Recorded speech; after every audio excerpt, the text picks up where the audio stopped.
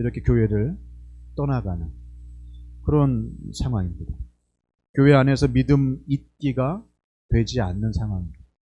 그래서 예전에 우리 교회가 어땠지, 한국 교회가 어땠지, 예전의 상황들을 그리워하고 예전의 이야기들을 이렇게 회고할 뿐이지 앞으로 한국의 교회가 잘 될 것이다, 우리는 잘 되는 믿음의 집안이 될 것이다, 이렇게 마음의 기대나 소망을 갖기가 쉽지 않은 그런 상황입니다. 가정의 달, 특히 오늘이 어린이날이어서, 어린이 주일이어서 다음 세대에 대한 마음과 생각과 또 염려와 기대를 우리가 한꺼번에 생각하고 기대하지 않을 수가 없는데, 참 한국 교회의 앞날에 주님의 특별하신 은총이 임하시기를 정말 간절히 기도하지 않을 수 없습니다. 교회 안에서 이렇게 믿음 있기가 쉽지 않은 상황에서 교회 밖에서는 교회는 자꾸 잊혀져 가고 있죠. 이제 포스트 크리스텐덤이라고 해서 교회가 중심이 되고 교회가 뭐 종교뿐만이 아니라 생활과 문화와 심지어 정치에까지도 주도적이고 중심적인 역할을 했던 기독교 국가주의는 이미 예전에 끝났고, 그것이 또 부정적인 의미로 들려져 가고, 이제 교회는, 교권은, 믿는 자들의 삶의 영향력은 변두리로 밀려나서 더 이상 세상의 중심도 아니고 영향도 주지 못하고, 심지어 악영향을 주고 있다, 심지어 필요악이다, 이런 말까지도 들리는 그런 어려운 상황 가운데 있습니다. 사람들은 종교가 필요 없다고 얘기합니다. 지금 한국은 이미 52% 이상 무종교인이에요. 앞으로 10년 이내에도 종교를 갖지 않을 계획이라고 말하는 사람들이 현재 50%가 훨씬 넘습니다. 젊은이들에게로, 연령대로 내려갈수록 이 비중은 점점 커져서요, 좀 20대는 78% 정도가 무종교인입니다.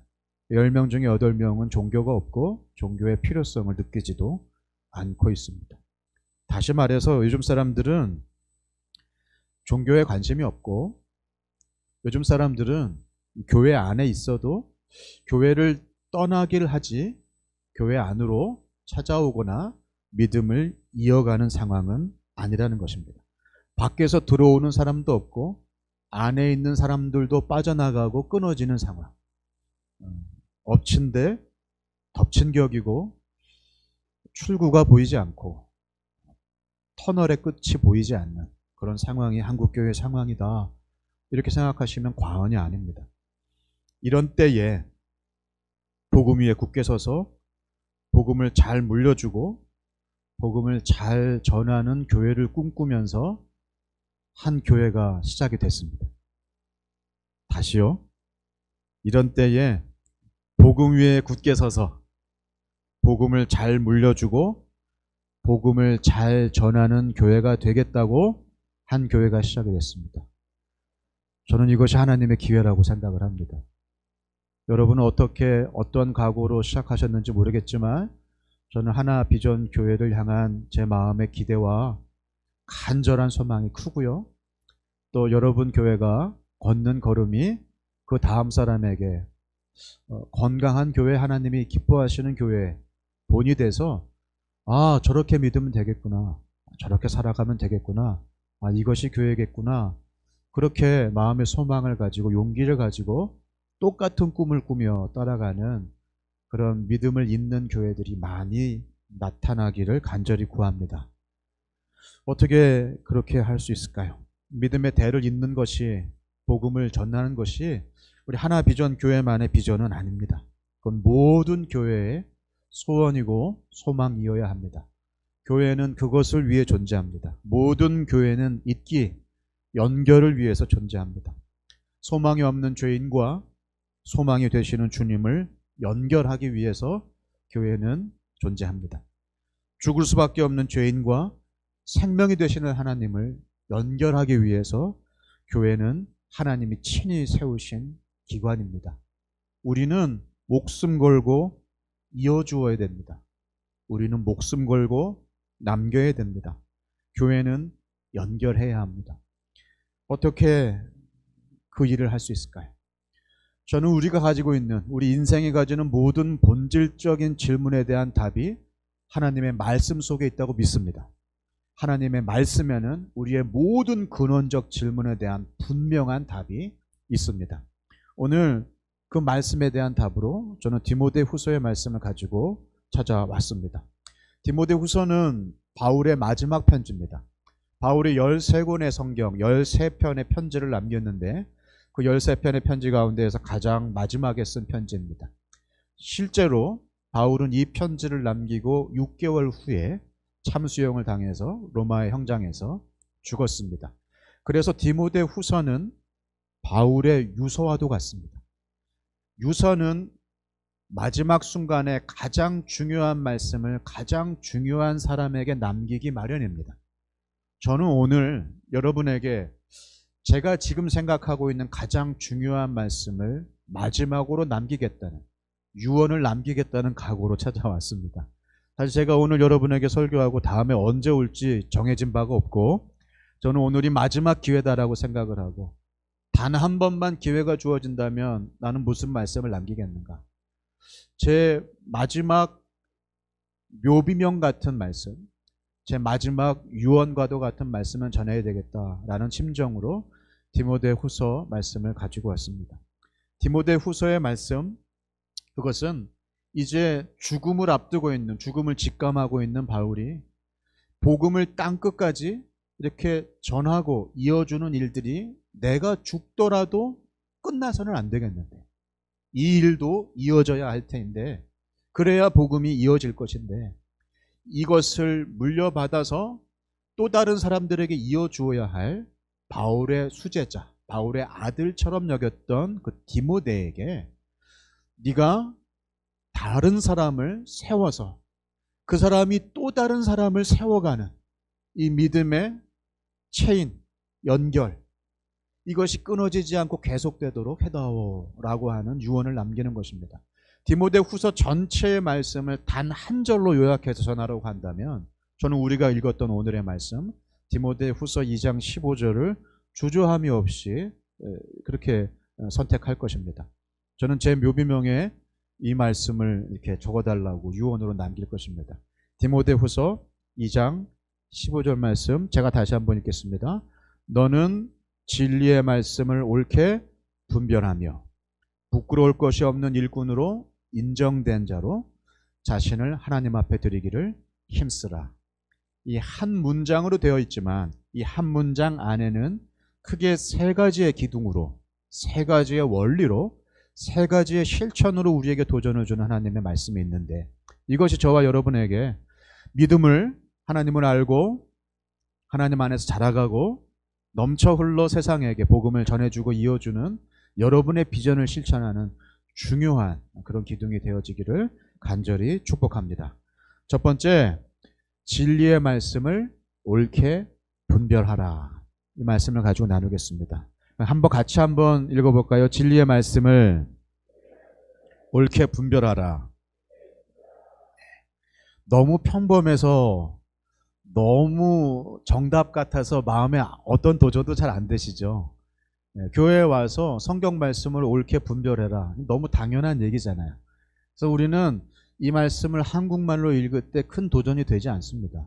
그러나 이 말씀은 한국말로 쓰여진 것이 아니죠. 바울은 헬라어로 썼는데요. 헬라어로 쓸 때 이 부분을 표현하기 위해서 그는 굉장히 고민했던 것이 분명합니다.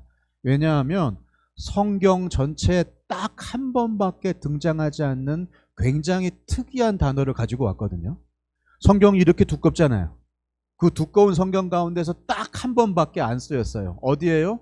디모데후서 2장 15절에요. 그러면 이 단어는 그냥 평범한 단어인가요? 특이한 단어인가요? 이건 굉장히 특이하고 중요하고 이 단어가 아니면 이 뜻을 전할 방법이 없기 때문에 일상적인 용어가 아니라 굉장히 특별한 말을 가지고 와서 지금 바울이 쓰는 것입니다. 그래서 이 본문을 연구할 때 헬라어를 아는 사람들은 깜짝 놀라요. 이 말은 뭐지? 이게 분별하라 라고 번역이 됐지만 이 뜻은 뭘까? 생전 처음 보는 단어가 툭 튀어나오는데 도대체 바울은 이 말을 통해서 우리에게 무엇을 전하려고 하는 것일까? 고민하지 않을 수 없습니다. 그냥 읽고 넘어가는 말씀이 아니에요. 여러분, 하나님 말씀을 그냥 읽고 넘어가지 마세요. 1.1핵도 그냥 만들어진 것이 없습니다. 그 뒤에는 분명한 하나님의 세밀하신 계획과 뜻이 있어요. 진리의 말씀을 옳게 분별하라는 뜻은 성경 말씀 제대로 읽고 가르쳐라. 똥인지 된장인지는 구분해라. 그런 정도의 얘기가 아닙니다. 이 오소토메오, 분별하다라는 말은요, 다른 성경에 보니까 새 번역에서는 가르치다 이렇게 돼 있고요. ESV 보니까 다루다라고 돼 있고요. 메시지 성경을 보니까 가지런히 배열하다로 돼 있어요. 성경마다 번역이 달라요. 이 단어 안에 굉장히 많은 뜻이 숨겨져 있어요. 그 뜻을 하나씩 찾아 올라가니까 제가 아주 제 무릎을 칠 수밖에 없는 기가 막힌 뜻을 하나 발견했습니다. 오소토메오, 분별하다는 길을 바르게 놓다, 길을 가지런하게 놓다, 도로를 멋지게 깔다라는 뜻이에요. 바울은 지금 얘기합니다. 진리의 말씀을 길로 옳게 깔아다오라고 얘기하는 것이에요. 그러니까 더 이해가 안 되시죠? 말씀을 가르쳐라. 차라리 새 번역이 낫겠고, ESV처럼 말씀을 잘 다뤄라. 이게 더 낫겠는데, 길로 깔라는 말은 뭔가, 제가 여러분이 마음에 그림으로 그리시기 쉽게, 제가 잠깐 살았었던 텍사스의 달라스에 있는 두 도로의 이야기를 좀 하도록 하겠습니다. 달라스는 텍사스에 속해 있는 도시이기 때문에 그 텍사스 출신으로 대통령이 된 두 사람의 이름을 따서 도로를 깔았습니다. 하나는 린든 존슨 프리웨이라고 하는 635번 도로예요. 린든 존슨 대통령의 이름을 따서 깐 도로입니다. 여러분, 린든 존슨 대통령 아세요? 모르시죠? 사실 린든 존슨 대통령은 한국에도 몇 번 왔습니다. 그리고 우리 삶에 녹아져 있는 분입니다. 린든 존슨이 케네디 대통령이 암살당했을 때, 그가 달라스에서 암살을 당했는데요. 그때 부통령이었던 사람이에요. 그래서 그냥 생각지도 않게 케네디가 죽자 임시적으로 대통령이 되었는데 잘했습니다. 재선에 다시 당선이 돼서 계속해서 연임하였던 그런 대통령이고, 한국에 와서 대구에 왔었는데요. 대구에 있는 미군 기지에 왔다가 미군 기지 앞에만 있는 대구의 특별한 음식입니다라고 이렇게 음식을 초청을 받았는데, 그분이 너무 맛있게 먹고 사인까지 하고 가서요. 그들이 거기다가 그 음식에다 이름을 붙였어요. 존슨탕이라고. 네, 대구 출신 분들은 아실 거예요. 존슨탕. 부대찌개예요. 네, 부대찌개를 대구에서는 린든 존슨의 이름을 따서 존슨탕이라고 부릅니다. 그게 중요한 게 아니라 린든 존슨의 이름을 따서 도로를 깔았습니다.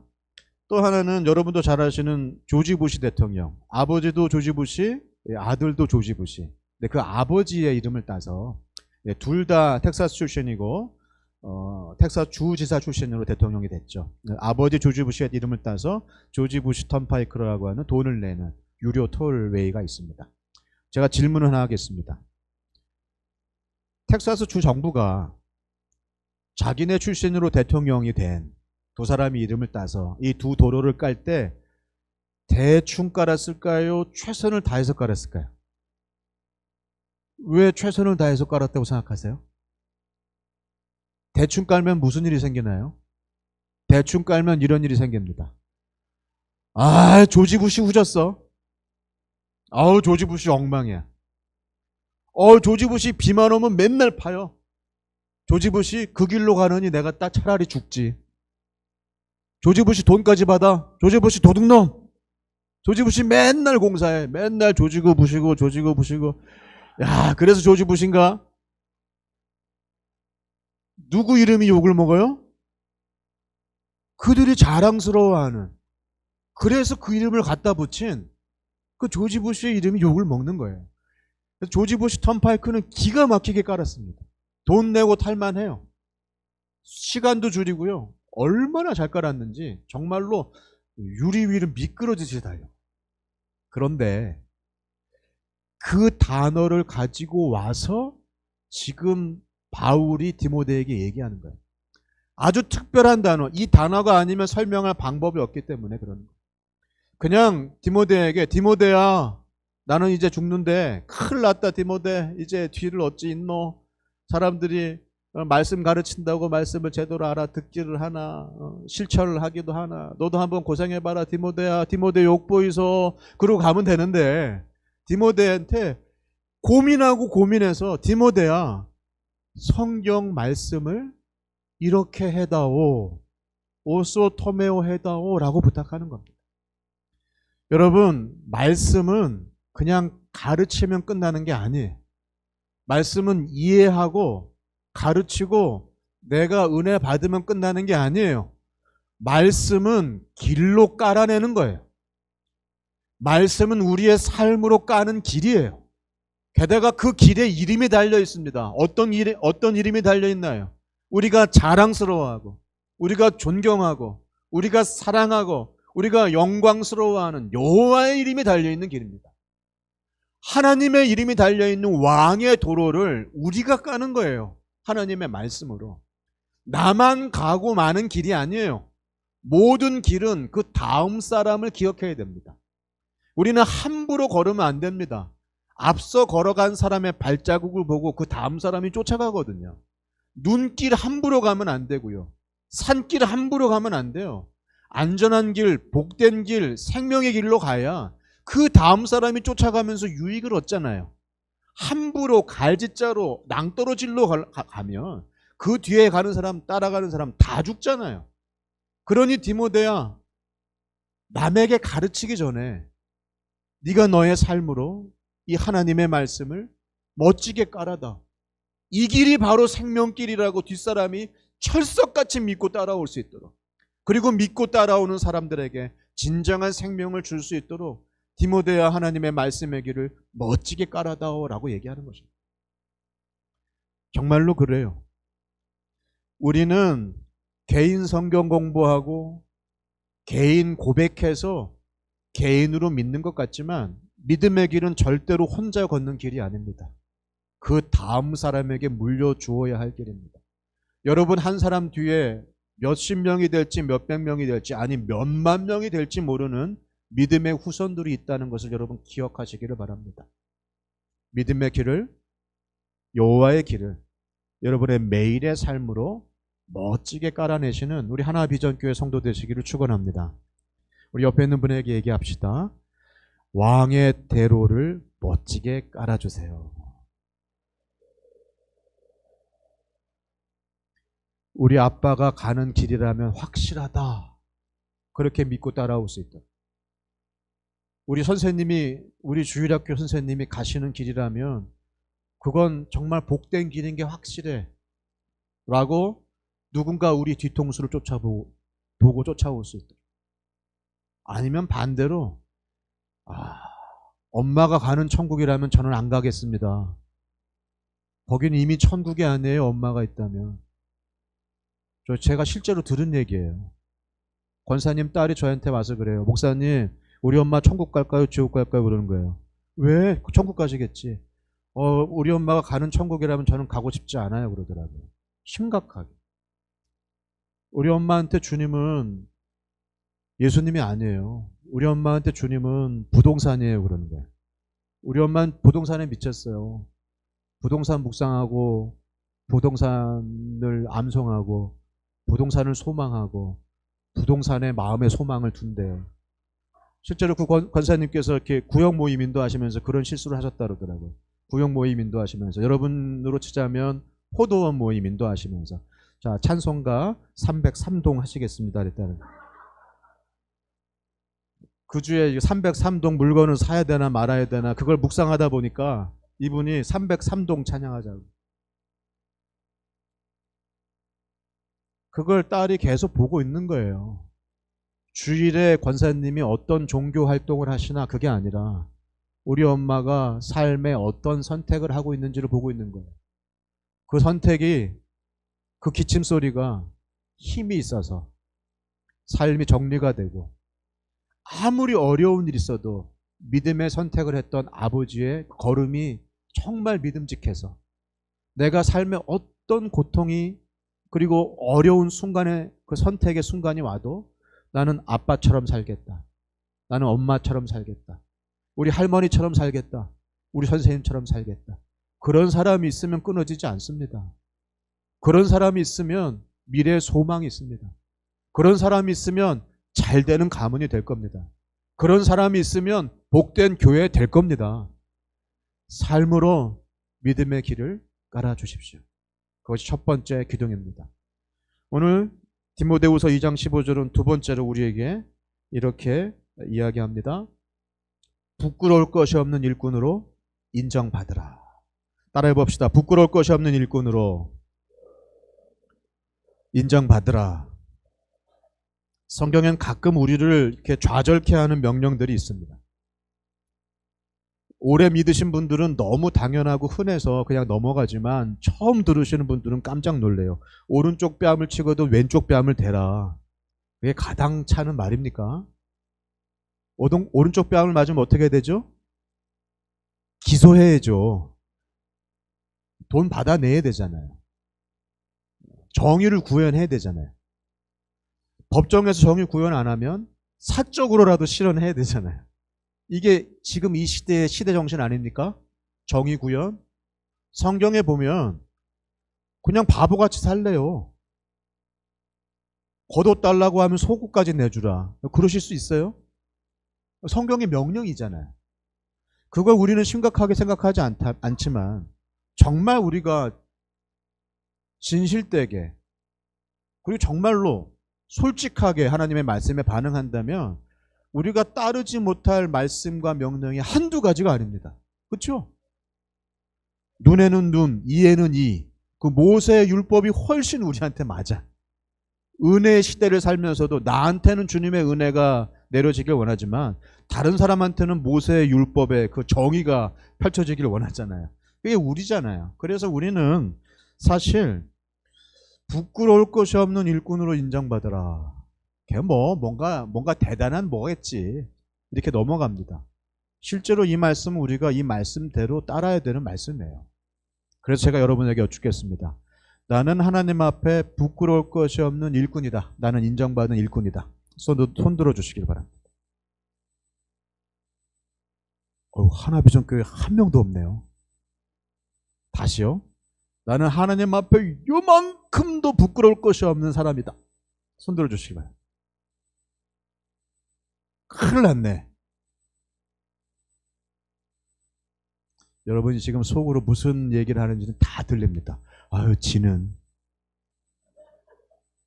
저는 여러분이 물어보시면 주저하지 않고 대답할 수 있어요. 제가 기회를 드릴게요. 목사님은 부끄러울 것이 하나도 없으신가요? 이렇게 물어보세요. 시작. 그래도 하나비전 교회 분들은 착하시다. 이렇게 정중하게 물어보시네요. 제가 이 설교를 다른 데에서 했더니 막 목에 이렇게 힘줄을 막 이렇게 내죠. 목사님은 막 이렇게. 저는 부끄러울 게 너무 많습니다.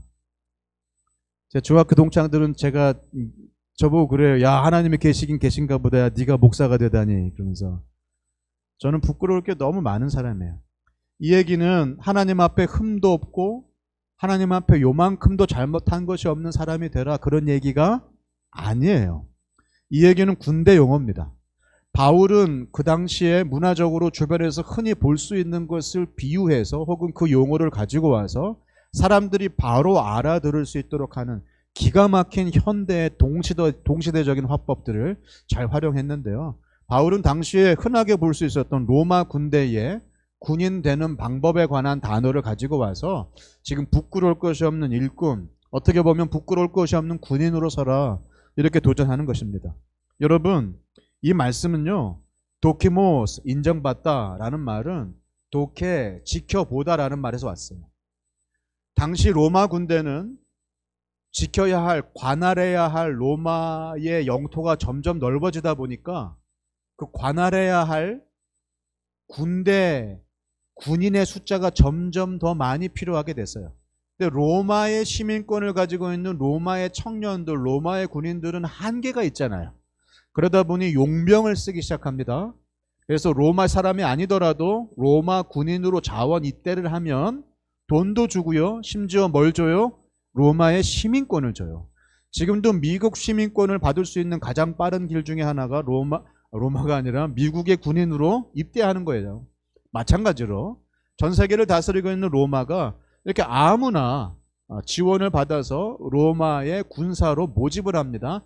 그러나 그래서 그 빈틈을 노려서 로마에 반대하는, 어떻게 보면 로마의 스파이, 어떻게 보면 로마를 뒤집으려고 하는 반대 세력들이 위장으로 입대하는 경우들이 있었어요. 그래서 이 사람이 진짜 로마의 황제를 위하여서 목숨 걸고 싸울 사람인가 알 싸울 사람인가, 진짜 로마 군인인가 아닌가를 어떻게 확증했냐면 그냥 훈련을 시키는 게 아니라 무조건 싸움하는 전쟁터로 내보냅니다. 그래서 지켜봐요. 도케, 이 도키모스는 지켜보다라는 뜻이에요. 그 다음에 지켜보면 이 사람이 정말로 군인의 태도가 돼 있는지가 나옵니다. 군인의 기능이 약할 수는 있어요. 훈련을 못 받았으니. 그러나 죽자고 덤비고 싸워요. 목숨 걸고 싸워요. 아, 그러면 이 사람은 진짜 로마 황제를 위해서 싸울 준비가 돼 있는 로마 군인 맞구나. 도키모스 인정하는 거예요. 실력이 아니라 태도예요. 지금 바울은 그 단어를 가지고 왔어요. 여러분, 저와 여러분은 매일 영적 전쟁을 하는 그리스도의 군사입니다. 우리는 하루에도 여러 번씩 우리를 무너뜨리려고 하는 악한 세력과 영적으로 싸워야 돼요. 우리는 여호와의 군인이에요. 예수 그리스도께서 우리의 군대 장관 되시고요. 황제를 위하여 싸우는 군인이라고요. 그런데 우리는 안 싸워요. 안 싸워. 전쟁터에 내보냈는데 싸우질 않아. 우리가 뭐라 그러면서 안 싸우냐면, 아유 주님, 이 정도는 그냥 넘어갑시다. 요런 거는 전투라고도 부르지도 않아요. 애들 싸움 같은 건 그냥 지나갑시다. 나중에 제가 큰 전투에서 큰 승리를 올려드릴 테니까 요런 건 좀 넘어갑시다 라고 안 싸워요. 아유 주님, 탈세라니요. 주님 따라해보세요. 절세. 주님, 이 바닥에선 다 그렇게 해요. 누가 그거 다 신고하고 합니까? 주님. 예수 믿는 사람들이 앞장서서 절세를 해야죠. 주님이 이거 부가가치세 신고를 안 해보셔서 몰라. 아유 주님, 우리 큰아들은 좀 넘어갑시다. 예수님 따라해보세요. 고3. 고3은 예수님도 건드시는 게 아닙니다. 1년만 가만 내버려 두세요. 나중에 큰 일에서 큰 영광 돌릴 큰 사람 될 거니까 제발 고3은 좀 넘어갑시다. 주님, 이번 프로젝트만 끝나면, 주님, 제가 과장 달면, 주님, 제가 부장이 되면, 주님, 제가 은퇴하고 나면 제가 선교사로. 우리는 항상 나중이에요. 나중. 지금은 아니에요. 지금은 아니고 나중. 작은 일이 아니고 큰 일. 그래서 큰 싸움에서 큰 영광으로 큰 승리를 올려드리는 큰 군인 되겠다고 그렇게 얘기합니다. 물론 저는 여러분 믿습니다. 큰 믿음의 큰 사람이라고. 그래, 우리가 순교의 기회가 없어서 그렇지, 순교의 기회가 있으면 우린 다 죽을 사람 아니에요. 근데 공산당이 쳐들어 내려오질 않네. 예수님 초상화에 딱 놓고 기관총 딱 들이대고 믿겠다고 그러면 내가 쏴주기갔어. 예수님 초상화에 침 뱉고 지나가면 내가 살려주갔어. 그럼 그 절체절명의 순간에 우리가 예수님 초상화에다가 침 뱉고 지나가겠습니까? 우리가 다 할렐루야 그러면서 우리 다 순교하죠. 그럴 기회가 없죠. 그러니까 우리는 순교할 각오는 돼 있는데 오늘 싸워야 할 작은 싸움은 싸울 준비가 안 됩니다. 여러분, 크신 하나님한테 얼마만큼 큰 걸 드려야 그분이 야 너무 크다 그러면서 감동받으실까요? 하나님이 큰 것 때문에 감동받으실까요? 그 온 우주의 하나님이 뭐 때문에, 무슨 크기 때문에 감동받으실까요? 아니에요.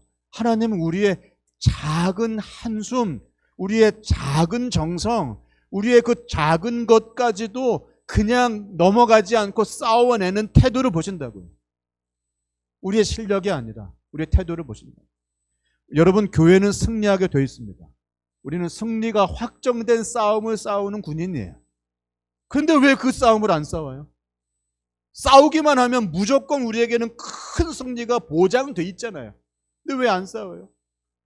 성경에 분명히 약속되어 있습니다. 마지막 날 예수께서 구름 타고 오시고 백보자 위에서 심판하시고 사단은 무적행 위에 무정왕 안에 다 처하시고 우리 모든 성도들, 모든 교회는 하나님 앞에 큰 승리를 얻을 것이라고, 모든 눈에서 모든 눈물을 닦아주시는 그날이 올 것이라고 약속하지 않습니까? 그 승리의 날에 어떤 사람은 부끄러워서 얼굴을 못 들 것입니다. 어떤 사람일까요? 안 싸운 사람. 그 승리의 날에 군복을 입고 나오는데 처음 입고 나와. A급이에요. 전투화도 새 거야. 보급받은 총이 있는데 한 번도 쏜 적이 없어. 그래서 총 비닐 뜯으면서 예수님 이렇게 보면서 나올 거예요. 얼마나 부끄러워요. 근데 그날 진짜 그날이 감격스러운 사람이 있을 겁니다. 누굴까요? 싸운 사람이에요. 싸운 사람. 그러니까 예수님 앞에 나와서 이렇게 얘기할 겁니다. 예수님, 제가 실력이 없어서 세상에서 싸울 때 팔도 잘려나가고 달려 잘나가고 다리도 잘려나가고 상위 군인이 된 거예요. 그래서 평생을 별 쓸모도 없이 팔다리 다 잘린 채로 살았습니다. 그러나 저는 제가 싸워야 할 싸움을 포기하지 않았습니다. 세상은 저를 상위 군인이라고 병신이라고 욕했지만 저는 그래도 주님 앞에 주님 이름으로 황제를 위하여 싸웠습니다. 그럴 때 주님이 에이 팔다리 병신아 저리 가라 그럴까요? 아니에요. 잘했다 착하고 충성된 종아 네가 무슨 일에? 이 작은 일에 충성하였으니 나와 함께 10고으로 다스리자. 주님께서는 우리가 했던 그 작은 진심을, 그 작은 충성을, 그 작은 싸움을 다 헤아려 보시는 분이세요. 오늘 싸워야 할 싸움을 내일로 미루지 마십시오. 믿음은 적리식 적금이 아니에요. 그냥 가만히 있다가 마지막 날에 타먹는 적금이 아닙니다. 천국은 오늘 우리가 누려야 할 하나님의 나라예요. 하나님이 다스리시는 하나님의 통치가 이루어지는 현장으로 내 삶과 내 삶의 모든 장소가 그렇게 올려지도록 싸워야 돼요. 주일날 여기에서만 하나님이 통치하시는 게 아니라 내 삶의 방, 사무실, 도로, 운전하는 차 위에서도 주님이 우리의 삶을 다스리시는 총사령관이라는 사실을 잊어버리시면 안 됩니다. 오늘 싸워야 할 싸움을 내일로 미루지 마세요. 우리 옆에 있는 분에게 얘기합시다. 작은 승리를 연습하세요. 그것이 믿음을 이어주는 두 번째 방법입니다. 여러분이 싸워낸 눈물겨운 싸움을 그 다음 사람이 보고 있습니다. 저렇게 싸워야 되겠다. 저것이 승리다. 저게 믿음이다. 저것이 주님께 잘했다. 착하고 충성된 종. 그게 부끄러울 것이 없는 일꾼입니다. 이 땅을 기쁘고 당당하게 살아가는 비결이에요. 싸워야 할 싸움을 포기하지 마십시오. 마지막, 여러분 자신을 하나님 앞에 드리되 어떻게 드리라고요? 힘쓰라. 여러분 자신을 하나님 앞에 드리기를 힘쓰라 라고 얘기합니다. 여러분이 힘쓰라, 스포다조, 스포츠 용어입니다. 바울 당시에 스포츠 경기가 있었어요. 그랬고 로마 시대니까 경기는 콜로세움뿐만이 아니라 여러 곳에서 뻘고벗은 사람들이 뛰어다니기도 하고 레슬링도 하고 경기를 많이 봤을 거예요. 바울은 그 스포츠 용어를 가지고 왔어요. 스포다조는 경기하는 선수가 마지막 골인 지점까지 모든 힘을 다 쥐어 짜내는 모습을 말합니다. 그게 스포츠맨의 태도죠. 여러분 골인 지점에서 괜히 이렇게 세레머니 먼저 했다가 은메달 된 선수 있었죠? 그건 스포다조가 아니죠. 스포다조는 마지막까지 자신이 할 수 있는 모든 것을 다 드리는 것이에요. 우리가 우리 자신을 주의 말씀 앞에 이렇게 드릴 때 스포다조 하라고 얘기합니다. 이 스포다조는요, 열정을 다하라 라는 뜻도 되고요, 의지를 다하다 라는 뜻도 됩니다. 열정을 다하다, 뛰는 가슴으로 행해라 라는 말도 되고요, 의지를 다하라, 차가운 머리를 가지고 냉철한 의지를 가지고 이 일을 하라 라는 말도 됩니다. 여러분, 뜨거운 가슴과 차갑고 냉철한 의지가 한 단어 안에 있어요. 이게 비밀입니다. 여러분, 열정과 의지는 다른 말이 아닙니다. 열정과 의지는 한 세트로 작동을 합니다. 열정으로 시작하고 의지로 마무리하는 것이에요. 모든 일이 그렇습니다. 처음에 시작할 때 주님은 우리에게 뜨거운 마음을 선물처럼 주세요. 모든 일에 우리는 뜨거운 열정을 가지고 시작을 합니다. 그러나 누구나 다 차가운 의지로 그것을 완성해내는 것은 아니더라고요. 끝까지 만들어내는 것은 결국 굳은 의지입니다. 여러분, 불을 뗄 때, 장작불에 불 뗄 때도 마찬가지죠. 장작불에 불 지필 때 어떻게 붙입니까? 처음에 장작에다가 그냥 불 붙입니까? 아니요. 불쏘시개가 필요해요. 짧은 시간 안에 갑자기 타오르는, 활활 타오르는 의지와 같은 불쏘시개, 번개탄이 됐든 뭐가 됐든 불쏘시개로 시작해요. 그러나 불쏘시개로 고기 굽고 불쏘시개로 밥 짓나요? 아니요. 장작이 밥을 짓죠. 장작이 고기를 구워요. 불을 시작하는 것과 일을 해내는 것이 역할이 다릅니다. 스포다조는 두 가지를 다 가지고 있어요. 근데 우리는 착각해요. 타오르는 열정이 일을 해낸다고 착각을 해요. 타오르는 열정이 식어버리면 일이 안 될 거라고 생각을 해요. 그래서 열정이 있는 곳에 자꾸 마음을 두고요. 열정이 가는 대로 살라고 얘기하고요. 열정이 식으면 다른 열정, 마음 가는 대로 살라고 얘기합니다. 큰일 날 소리입니다. 큰일 날 소리. 심지어 이런 얘기예요. 예수님과의 첫사랑을 회복하라. 큰일 날 소리입니다. 왜 첫사랑으로 돌아가요? 첫사랑은 시작할 때 주시는 축복일 뿐이에요. 주님만 생각해도 눈물이 나고 주님만 생각해도 감격이 되던 때가 있죠. 그건 처음엔 다 그래요. 누구나 다 그래요. 그러나 어떤 순간이 오죠? 주님이 없는 것 같은 순간이 오잖아요. 하나님은 아무 일도 하시지 않는 것 같은 순간이 오잖아요. 예수 믿어도 아무 일도 해결이 되지 않는 순간이 오잖아요. 아니, 오히려 예수 믿는 것 때문에 일이 망치는 것 같은 순간이 오잖아요. 여러분 혹시 예수 믿고 너무 하루하루가 신나고 모든 일이 잘 풀리시나요? 그러면 내 믿음이 제대로 된 게 맞나라고 의심하셔야 돼요. 여러분 입장을 바꿔서 사단 입장도 한번 생각을 해보세요. 입장을 바꿔서 사단마귀 입장에서 여러분이 잘 믿어요. 가만두겠습니까? 방해하겠습니까? 그냥 둬요? 방해해요? 가만 내두면 안 되죠. 어떻게든 방해하겠죠. 예수 믿고 잘 되는 꼴을 못 보는 게 사단인데 왜 우리 인생이 잘 풀려요? 그건 우리가 믿는 믿음이 가짜일 가능성이 많아요. 어려움은 찾아오게 돼 있어요. 그러나 그때 우리가 어떤 의지의 선택을 하느냐, 그런 어려움의 순간에도 버텨내는 힘이 주님의 일을 만들어내는 것이에요. 바울에게 바울을 돕는 조력자만 있었습니까? 바울을 방해하는 숱한 방해자들이 많았습니다. 가는 곳마다 동족의 방해, 이방인의 방해, 정치의 방해, 경제의 방해. 바울은 늘 돌에 맞고 쫓겨나고 방해를 받고 속임을 당하고 배신을 당했어요. 그러나 끝까지 그는 예수님 만난 다메섹 도상에서의 그 만남을 기억하지만 그 기분, 그 느낌이 아니라 그 약속, 그 명령 위에 버텨낸 거예요. 감정이 여러분의 기관차가 되게 하지 마세요. 약속이 여러분의 스프링보드가 되게 하세요. 감정 따라 살지 마시고 약속 위에 세우세요. 기분 따라 살지 마시고 주님 따라 의지대로 살아가세요. 기분이 좋으면 헌신하고 그럴 기분이 아니면 때려치고 막 예수님 사랑스러우면 헌신하고 예수님 하나도 믿겨지지 아니하면 포기하고 그게 아니라 날이 갈수록 주님 사랑을 더해가는 의지가 그 열정보다 더해가는 것, 그게 사실은 더 귀한 사랑입니다. 옛날에 제가 제 아내를 처음 봤을 때 제 가슴이 뛰었어요.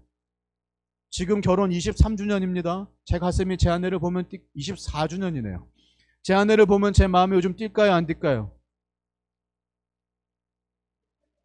이분들도 자, 결혼 24주년 이상 되신, 25주년 이상 되신 우리 형님들께만 여쭙겠습니다. 우리 형님들, 아내 되시는 분, 부인 되시는 분 보시면 가슴이 뛰시나요?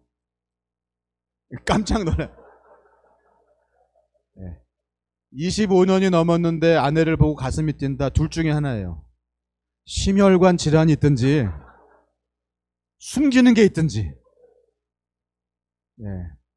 그러지 않고서야 왜 아내를 보고 가슴이 뜁니까? 가슴이 든든하죠. 뛰는 게 아니라 든든하죠. 제 아내를 보면 가슴이 뛰지 않고 전 든든해요. 가슴이 든든해요. 그게 훨씬 높은 레벨의 사랑이에요. 그냥 뛰기만 하는 건 누구나 해요. 남자들은 그냥 처음 보는 여자만 보면 가슴도 뛰고 그래요. 그런다고 처음 보는 여자 쫓아가면 안 되잖아요. 100년 가약을 지키는 거잖아요. 결혼은 지키는 거지 가슴 따라 사는 게 아닙니다. 절대 아니에요. 하나님과의 약속, 예수님과의 결혼도 마찬가지예요. 왜 첫사랑으로 돌아가요? 멋진 끝사랑을 해내죠. 누가 흔들어도 흔들리지 아니하는 든든한 사랑으로 커가야죠. 왜 멋모르던 철없던 첫사랑으로 돌아가냐고요. 주님이 맡겨주신 일의 특징입니다. 철없는 사람은 다 무너지고요. 그냥 조용히 묵묵하게 끝까지 어제보다 오늘 예수님 요만큼만 더 사랑하게 해주세요. 그 소원으로 살아가는 사람. 그냥 오늘보다 내일 단 요만큼이라도 예수님 닮아가게 해주세요. 그 사랑으로 지켜내는 사람. 그런 사람 통해서 하나님은 주의 나라를 이어가십니다. 그냥 가슴이 뛰어서 펄펄 뛰는 사람이 일할 것 같죠? 아니요. 굵은 장작처럼 자기 자리를 지켜가면서 주님 모습을 요만큼씩 한 뼘씩 한 발자국씩 조금씩 쌓아가는 사람들이 지금 하나님 나라의 통치를 온 세상에 전하고 있다는 사실을 여러분 잊어버리지 마시기를 바랍니다. 하나비전교회가 그런 교회 되시기를 축원합니다. 어제보다 오늘 예수님 더 사랑하는 교회, 오늘보다 내일 예수님 더 닮아가는 교회로 그 뜨거운 열정뿐만이 아니라 차갑고 붉은 의지를 주님 앞에 드려서 주의 일을 이루어 드리는 스포다조의 그런 교회가 되시기를 축원합니다. 우리 옆에 있는 분에게 얘기합시다. 스포다조 하세요. 진리의 말씀을 옳게 분별하고 하나님 말씀 공부하고 감동받고 끝내는 게 아니라 하나님 말씀을 삶으로 살아내는, 여호와의 이름, 그 멋진 이름이 달려있는 그 대로를 삶으로 깔아내는 인생. 부끄러울 것이 없는 일꾼으로 오늘 싸워야 할 싸움을 싸움으로 실력이 아니라 태도를 보시는 총사령관 되신 예수님 앞에 부끄러울 것이 없는 군인으로 서는 인생. 우리의 삶을 들이대 기분 따라 그냥 열정 있으면 드리고 열정이 없으면 꺼지는 게 아니라 그 차갑고 냉철하고 굵은 의지를 들여서 주님이 이루실 일들을 바라보는 그런 인생. 그런 인생이 있을 때 하나님 나라는 이어지고 우리 믿음은 더 좋고 풍성한 것으로 우리 다음 세대에게, 우리 자녀에게, 이 세상에게 이어질 줄 믿습니다. 우리 같이 기도하겠습니다. 하나님 은혜를 감사합니다. 주님 주신 말씀 감사합니다. 하나님 허락하신 이 생명의 말씀을 우리가 이 말씀 통하여 주님을 배우고 알고 주님 안에서 자라가며 우리 안에 넘치는 복음의 아름다움이 이 세상까지 흘러가는 그런 아름다운 하나 비전 교회의 비전을 주님 아시고 계십니다. 주님, 이 교회를 주님 손에 올려드립니다. 하나님의 통치와 주의 은덕을 이어가는 이 땅의 방주와 같은 교회 되게 하여 주시옵소서. 디모데후서 2장 15절에 다른 사람을 세워 또 다른 사람을 세우게 만드는 그런 귀한 제자 되게 하여 주시옵소서. 예수 그리스도의 존귀하신 이름으로 간절히 기도합니다. 아멘.